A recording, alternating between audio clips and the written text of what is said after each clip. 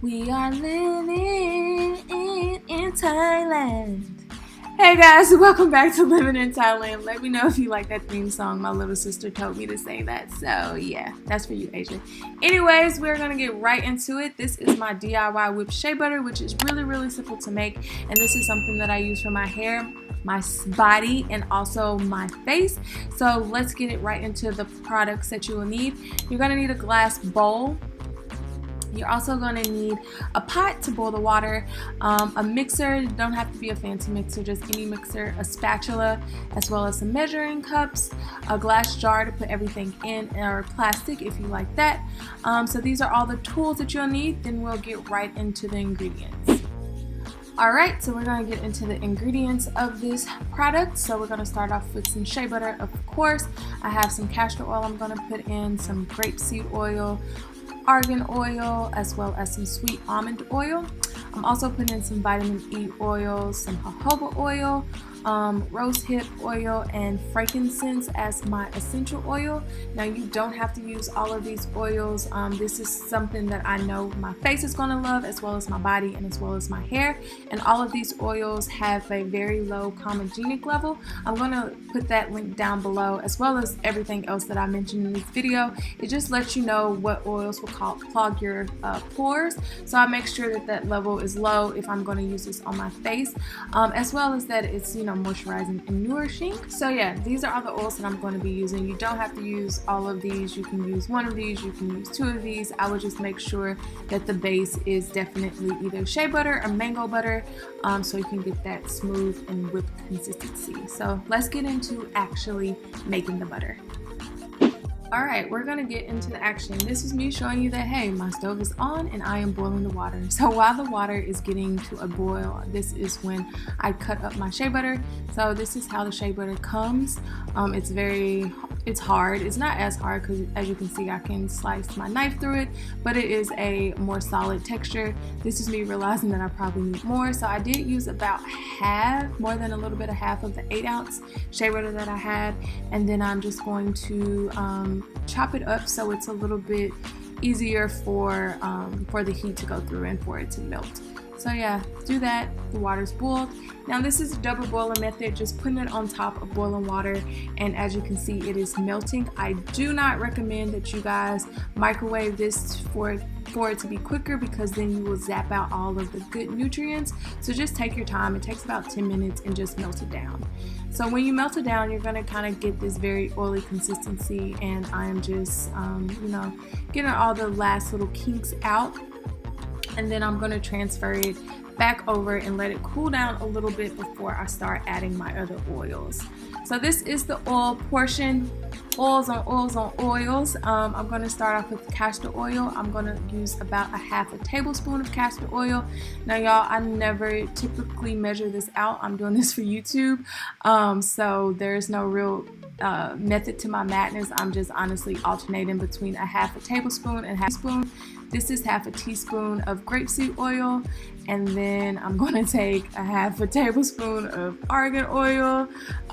So yeah, no real method to the madness other than the oils that I really like. I use a half a tablespoon, and the oils that are a little bit thinner, I use half a teaspoon. So sweet almond oil is a little bit thinner, I'm going to a half a teaspoon. And then I'm going to, again, like I said, alternate. For the vitamin E oil, I'm going to use half a tablespoon because I really love vitamin E. Shea butter already has vitamin E, but it's one of my favorite oils, so I'm just going to put a little bit more in there. So yeah, like I said, there is no real method to the madness. I'm just doing what I do. Jojoba oil, half a teaspoon. It's a little bit thinner, so the thinner oils, half a teaspoon, thicker oils, half a tablespoon. For the Rosehip Seed Oil, since it wasn't a dropper, I did about 10 drops of the Rosehip Seed Oil. And then for the frankincense, I did about 3 drops. It is an essential oil and it has a little bit of a fragrance to it. But to be honest, the shea butter scent is so powerful that I didn't use enough frankincense for it to mask it all the way.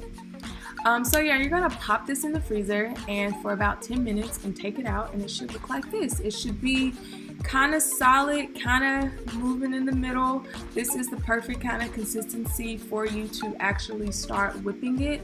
So I'm just going to take my mixer and begin whipping. Put it on the high setting and just start whipping.